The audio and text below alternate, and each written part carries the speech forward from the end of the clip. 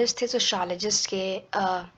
Angles हो गए, weber हो गए, डर्कहाइम हो गए, मार्क्स हो गए, इनका क्या पॉइंट ऑफ व्यू था वुमेन के बारे में, इनकी राइटिंग में क्या वुमेन के बारे में, फेमिनिस्ट के बारे में, फीमेल्स के बारे में बात किया गया है, इसका बेसिकली हम एनालाइज करेंगे इस सेक्शन में। तो मोस्ट ऑफ फेमिनिस्ट ये सोचती हैं कि जो फाउंडिंग फादर्स थे सोशियोलॉजी के, हम स्पेसिफिकली सोशियोलॉजी की बात कर रहे हैं, उन्होंने बहुत ही कम अटेंशन दिया जेंडर इश्यूज़ को, या उनके राइटिंग में जेंडर के बारे में बहुत कम लिखा गया था, या उनके बारे में कम एक्सप्लेन किया गया था। तो समहाउ ये बात सही है। तो हम देखते हैं कि सोशल ट्रांसफॉर्मेशन जो 19th सेंचुरी में होता है, इंडस्ट्रियल कैपिटलिस्ट सोसाइटी जो आती है, जिसके बारे में हमें मार्क्स की राइटिंग में देखने को मिलता है और एंगल्स की राइटिंग में देखने को मिलता है। तो मार्क्स ने जो सोसाइटी को विजुअलाइज किया है, तो उन्होंने देखा है कि जो कैपिटलिस्ट हैं वो मेन हैं, ना कि औरतें हैं। और उनका जो कैपिटलिस्ट सोसाइटी में जो रोल है वुमेन का, उसको बहुत ही कम आंका गया है। इवन उनको, जो देखिए, जन्म तो माँ दे रही होती है ना, तो जब वो, अगर वो कैपिटलिस्ट सोसाइटी की बात करते हैं, तो एज अ कैपिटलिस्ट यानी पूंजीवादी के रूप में भी आदमी को नहीं इमेजिन करते हैं, और ना ही रिप्रोड्यूसर के रूप में, यानी भले लेबर क्लास की विमेन है, लेकिन कहीं ना कहीं रिप्रोड्यूस तो वही कर रही है ना बच्चों को, या लेबर पावर जो क्रिएट कर रही है वही कर रही है ना। पर हमें मार्क्स की राइटिंग में ये देखने को नहीं मिलता। लेकिन अगर हम उन्हीं की जगह एंगल्स की बात करें, तो ये हमें विमेन का जो सबऑर्डिनेशन है, कि विमेन क्यों आदमियों से एक तबके नीचे है, या क्या क्यों उनसे कमतर देखी जाती है समाज में, वो अपनी बुक जो है the origin of family, private property and the state में हम एक्सप्लेन करने की कोशिश करते हैं। ये बताते हैं कि विमेन और जो मेन थे, वो प्री हिस्टोरिक फेज में, यानी थोड़े प्राचीन काल में ऑलमोस्ट बराबर थे या इक्वल थे समाज में। और जो सोसाइटीज़ थी वो फीमेल लाइन की थी, यानी मदर की राइट थी, यानी मदर जो थी वो हेड थी, और उससे सोसाइटीज़ चलती थी। लेकिन जो फीमेल डेवलपमेंट आया और प्राइवेट प्रॉपर्टी जो इमर्ज हुई, या जो मतलब बेसिकली मॉडर्न ज़माना जब आया और मोनोगेमस फैमिलीज होने लगी, तब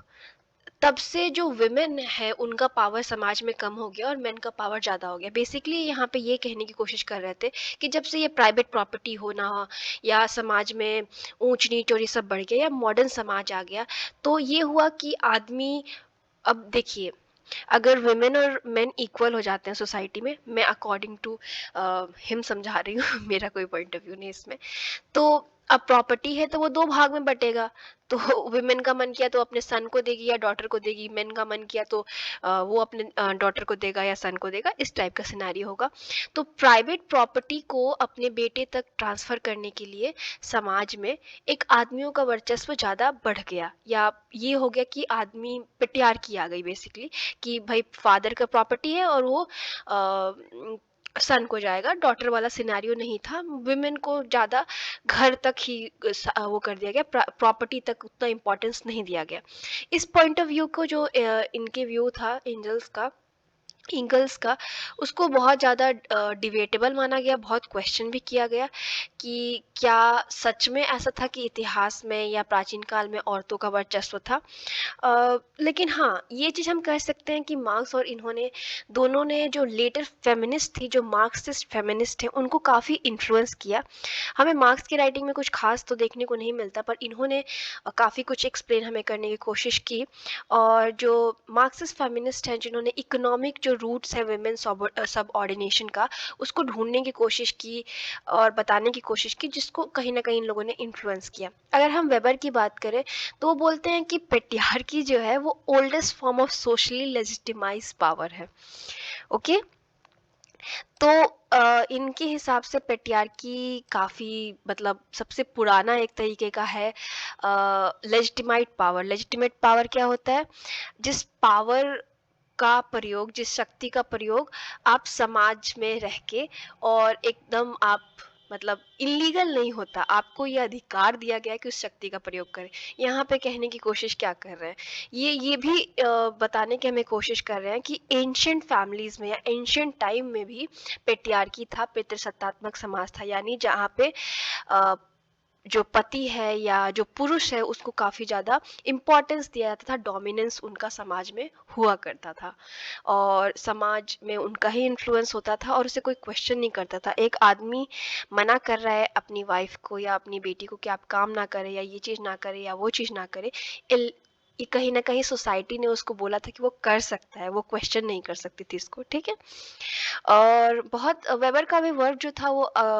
इन्फ्लुएंस किया फेमिनिस्ट राइटर्स को, जैसे कि रॉबर्टा हैमिल्टन जो थी उनको काफ़ी इन्फ्लुएंस किया। अगर हम डर्कहाइम की बात करें तो वो जो है ज़्यादातर इनकी आप थ्योरीज में देखेंगे वो डिवीजन ऑफ लेबर पे काफ़ी फोकस करते हैं। बेसिकली डिवीजन ऑफ लेबर क्या होता है? डिवीजन ऑफ लेबर वही होता है जहाँ पे हम अकॉर्डिंग टू आपकी मतलब हर पर्सन टू पर्सन के हिसाब से उसके स्किल्स के हिसाब से उसको काम देते हैं। तो अगर हम सबसे पुराना example they division of labour का, तो हंटर और गैदरर सोसाइटी में जब हम मानव ऐसे सिविलाइजेशन में नहीं रहता था और हंटिंग यानी शिकार करके और सामान इकट्ठा करके अपना जीवन यापन कर रहा था, उस समाज में आदमी हंटिंग करने जाते थे यानी शिकार करने जाते थे और औरतें सामान गैदर करती थी, ठीक है, और बनाती थी। तो ये डिवीजन ऑफ लेबर है स्किल के हिसाब से। तो इनके हिसाब से जो समाज में रोल्स अलग अलग हैं औरत और पुरुषों का, उसका या डिफ्रेंसिएशन है उनके रोल में, तो उनके हिसाब से वो समाज को चलाने के लिए डिवीजन ऑफ लेबर के हिसाब से है और स्पेशलाइजेशन जैसे जैसे सोसाइटी में बढ़ेगी वो रहेगा। मतलब इनके कहने का तात्पर्य ये है कि दोनों बॉर्न अलग हुए हैं, स्किल्स उनकी अलग अलग हैं,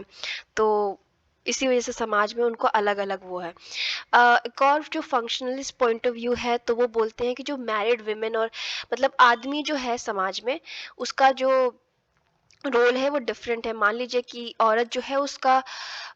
समाज में घर से संबंधित रोल होता है और आदमी का बाहरी रोल होता है, बाहर जाके कार्य करने वाला है बाहरी। बेसिकली मेन जो होता है, आदमी जो होते हैं, जो पुरुष जो होते हैं, उनका इंटेलेक्चुअल फंक्शन होता है, बेसिकली सोचना है, समझ रहे हैं, डिसीजन ले रहे हैं, प्लानिंग कर रहे हैं। और विमेन का उसके अकॉर्डिंग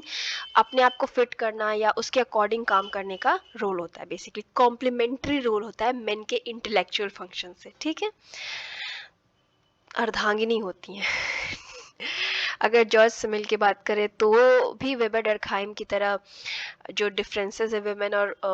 मेन में उसे नेचुरल समझते हैं। मतलब जितने लोग हैं यहाँ पे, वेबर डर्कहाइम या जॉर्ज, वो तीनों लोग जो है वो समझते हैं कि जो मेन और वुमेन की जो डिफरेंसेस है, जो विविधता है या जो अलगाव है, जो अलग है, वो नेचुरल है, वो प्रकृति के तौर पे दिया गया है। ये भी बोलते हैं कि जो आदमी है वो पब्लिक स्फेयर के लिए, बाहरी काम करने के लिए है और औरतें घर के लिए, ठीक है। हम सबकी ऑलमोस्ट थिंकिंग देख ली है, मार्क्स की देख ली है, वेबर की, डर्कहाइम की। ये लोग देख रहे हैं कि भाई डिफरेंसेस हैं समाज में, और इन सब की जो थ्योरीज है उनको देख के हमें एक चीज़ पता चल गई है कि किसी ने भी अपने काम में